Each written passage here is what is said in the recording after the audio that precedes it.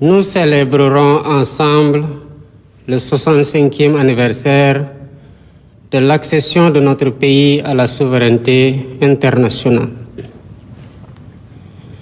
À toutes et à tous, j'adresse mes chaleureuses félicitations. En ce moment de communion nationale, j'ai une pensée émue pour tous les djambars tombés au champ d'honneur et pour tous les êtres chers qui nous ont quittés.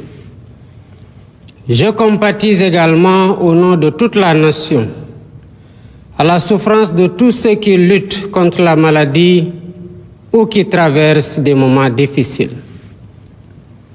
Cette année encore, la fête de l'indépendance se déroule sous le signe de la communion spirituelle, en plein carême chrétien et au lendemain de la fin du mois béni du Ramadan. Ces moments d'intense ferveur spirituelle et de grâce nous rappellent que la foi est notre plus belle richesse et qu'elle alimente au quotidien notre capacité exceptionnelle à vivre ensemble dans la fraternité, l'harmonie et la diversité. Rendons grâce au Tout-Puissant pour cette heureuse coïncidence et prions ensemble pour qu'il agrée nos dévotions et continue de veiller sur le peuple sénégalais. Face aux défis des temps, les valeurs héritées de nos aînés nous invitent à toujours unir nos forces dans les moments cruciaux de notre histoire. Nous devons tout faire pour préserver ce précieux legs qui constitue une dimension essentielle de notre patrimoine immatériel. C'est cela l'esprit de notre inébranlable volonté de vivre ensemble que résume si bien notre devise nationale: un peuple, un but, une foi. Mes chers compatriotes, voilà 65 ans maintenant que nous avons pris notre destin en main. 65 ans que le Sénégal affirme fièrement sa souveraineté.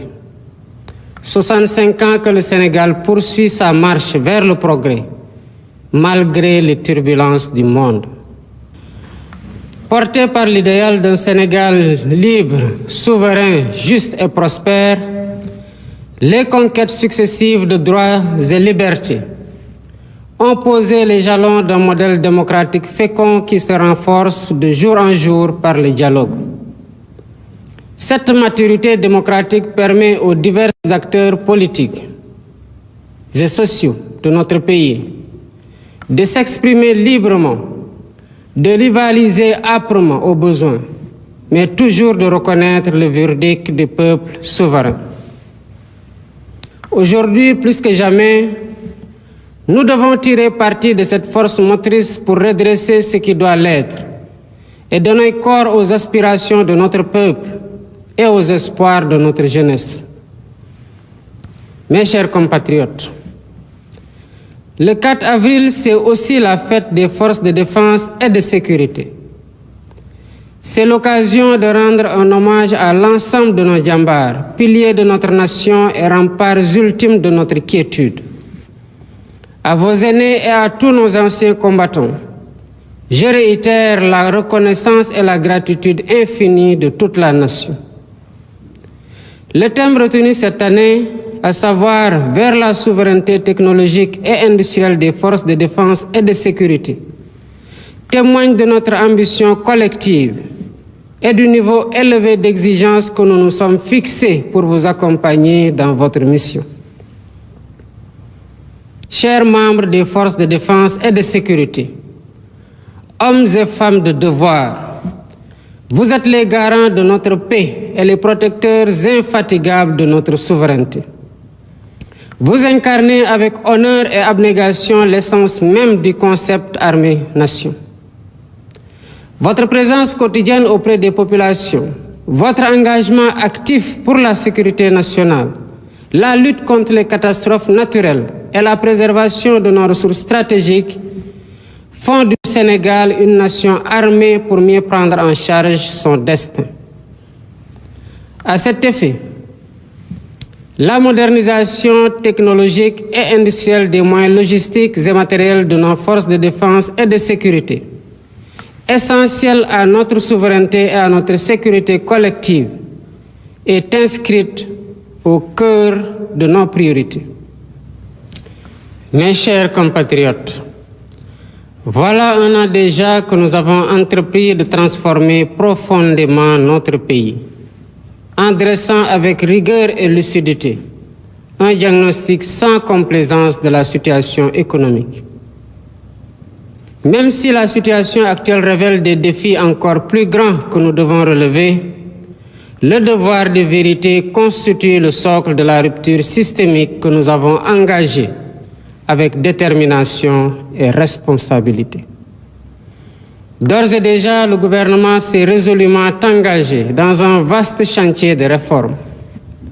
Elle vise l'optimisation des finances locales, une politique budgétaire transparente, la rationalisation des dépenses et la gestion efficiente de la dette pour préserver la viabilité des finances publiques.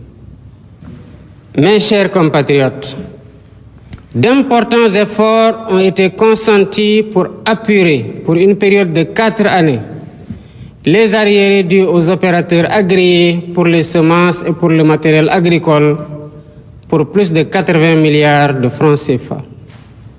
Sur un montant de 113 milliards constaté à la fin 2024, une somme de 70 milliards a été décaissée à la fin du mois de mars 2025.